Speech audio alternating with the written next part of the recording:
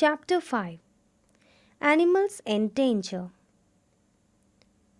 The Sumatran rhino is one of the 5 extant rhino species. It is the heaviest rhino. The hawksbill sea turtles look very much similar to that of aquatic turtles. The gharial is a crocodile. It swims very fast with a speed of 40 km per hour.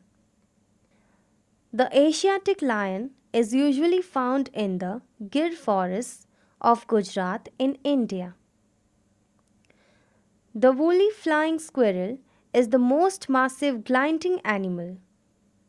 It glides efficiently like other flying squirrels.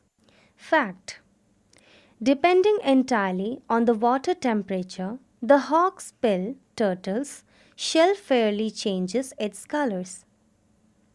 Hooray! Make a list of animals in danger in India. Share the list with your friends.